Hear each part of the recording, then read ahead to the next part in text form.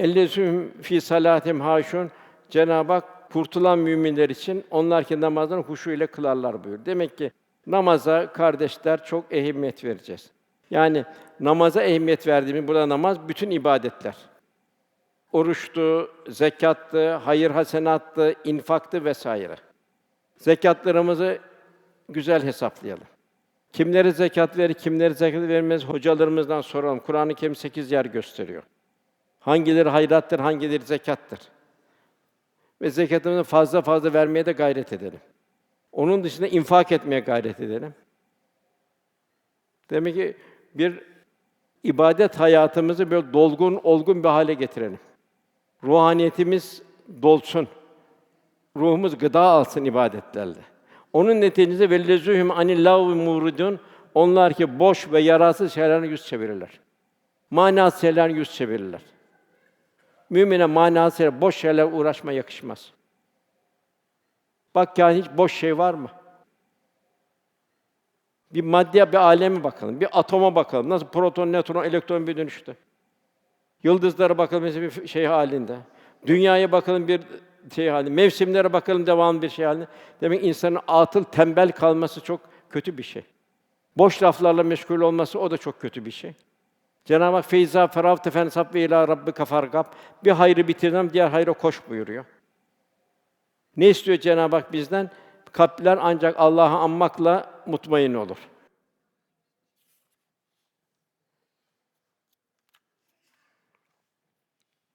Efendim buyururdu, bugün hasta ziyaretinde bulunan var mı? Bugün bir yoksul doyuran var mı? Bugün bir yetim başı okşayan var mı?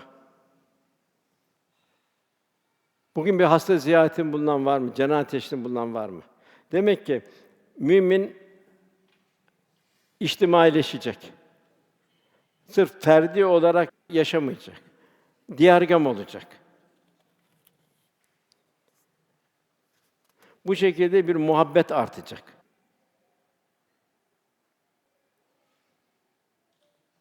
Konuşurken Kur'an diliyle konuşacak. Cenab-ı Hak kavlen kerîmâ buyuruyor. Anana babana karşı ikramkâr, iltifatkâr söz söyle. Kavlen kerîmâ.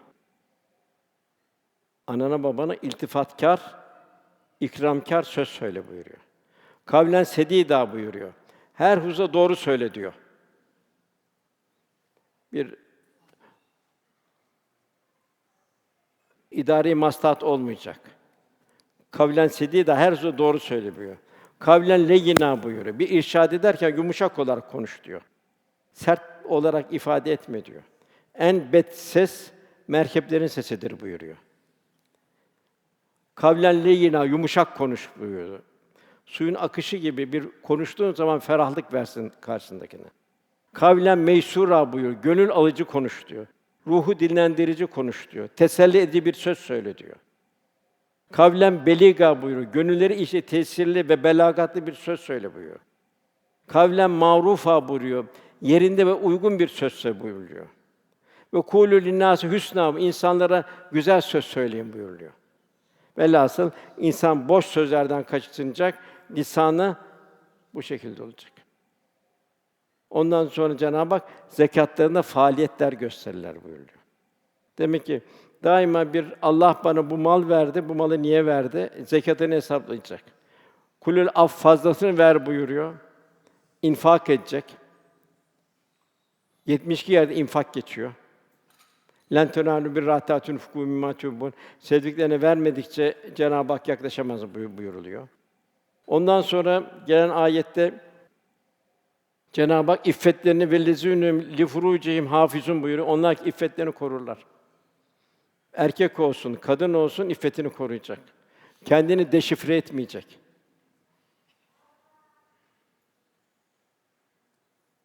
Bilhassa bu bugün çok mühim bu. Kadın bir eğlence aleti olmayacak, bir anne olacak. Bir annelik haysiyetini koruyacak. Evladına, topluma numune olacak iffetiyle, vakarıyla. Vakarını zedelemeyecek. Onlar ki iffetlerini muhafaza ederler buyuruyor. Bu insana ait bir keyfiyet. Diğer mahlukatta serbest o.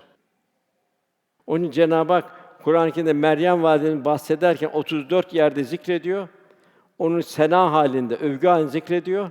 Onun için iffetini koruyan Meryem buyuruyor. Onun için evlatlarımızı, yavrularımızı o şekilde yetiştireceğiz.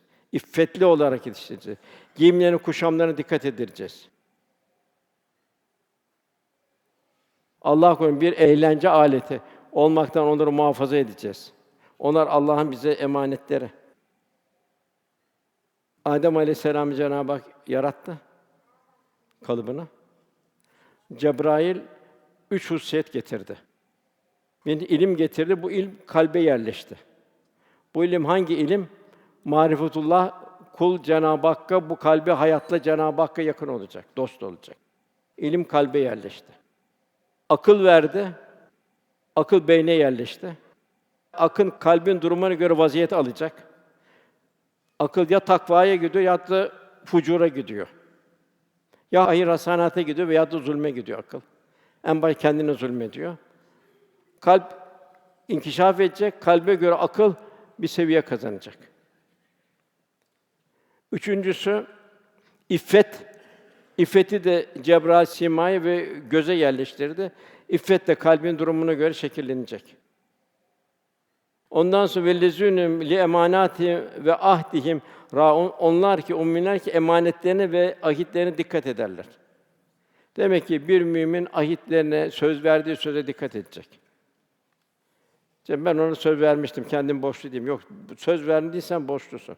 Onu ödemeye mecbursun. Bu da bir müminin şahsiyeti, bir karakteri olacak. Sadakat olacak. Verdiği söze sadakat olacak. Cenab-ı Hak bu sadıkların sadakatinin verdiği gündür o kıyamet günü buyuruluyor. Ondan sonra yine Efendimizin bir bu hususta emanet hakkında, emanet talakkisi. Nasıl Efendimizin ince bir emanet talakkisi? Efendimiz buyuruyor ki, ben her mümine kendi nefsinden daha öteyim. Yani her mümini kendisinden daha çok ben düşünürüm. Bir kimse ölürken mal bırakırsa o mal kendi yakınlarına aittir, terekeye aittir. Fakat borç bırakırsa yetimler o borç bana aittir. Yetimlere bakmak da benim vazifemdir buyuruyor Efendimiz. Efendimiz el meru me'a men ahabbe ki sevdiğiyle beraberdir buyuruyor. Onun için ibadetlerimiz benzeyecek. Duygularımız benzeyecek, ahlakımız benzeyecek, muamelatın benzeyecek. O kıyametin o zor gün. La uksum bi yevmil kıyame.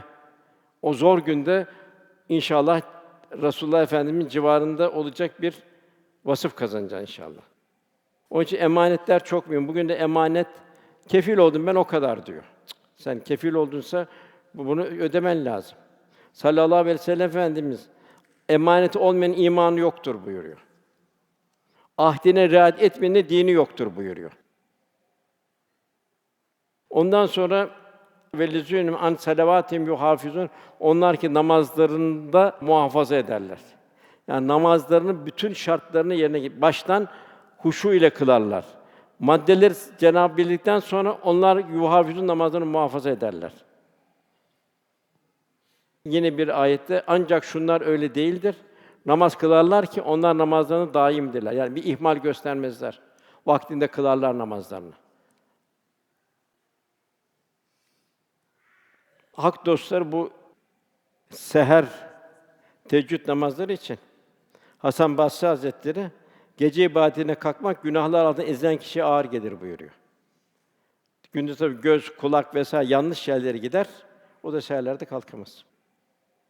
İbrahim Ethem Hazretleri gündüzleri ona isyan etme, geceleri o senin huzurunda bulundursun. Nasıl isyan edersin? Gözünle, sözünle, ağızdan çıkanla, yanlış şeylerle isyan etmiş olursun. Demek ki geceye hazırlanmak, günden geceye hazırlanacak. Gece de seni güne hazırlayacak. Gece gündüz gibi öyle ruhani hayatın devam edecek. Beyazıt Bistami geceler gündüz olun bana hiçbir sır fetholunmadı buyuruyor. Mevlana Hazretleri bana diyor bu seher diyor hiçbir ilham gelmedi kalbime diyor. Anladım ki ağzımdan birkaç şüpheli lokma çıkmış diyor. Ondan sonra Cenab-ı bu vasıfta bunlar Firdevs cennetlerinin varisidir buyurmaktadır. Peki Allah sohbetimizi kabul eylesin. El meru me'amen ehabbeki sevdiğiyle beraberdir. Cenab-ı Hak ahlakımızı, bütün ibadet, bütün vasıflarımızı Allah Resulü'nün haline inşallah yakın eylesin ki o kıyamet, o zor günü inşallah onunla beraber olalım. Eshab-ı kiram onun yanına hiç ayrılmak istemezdi Efendimiz. Öyle bir zevk, öyle bir lezzet gelirdi. Hep Eshab-ı kiramın gayesi kıyamet günü, o zor günde onunla beraber olmaktı. İnşallah Cenab-ı Hak bizlere de inşallah öyle bir duyuş, hissediş, ruhaniyet Cenab-ı Hak ihsan eder. Her halimizde şunu düşün, acaba benim yanımda Allah Resulü olsa benim bu halime tebessüm eder miydi? Eshab-ı kiram hep derdi buydu. Duamızın kabulü niyazıyla Lillahi Teala Fatiha.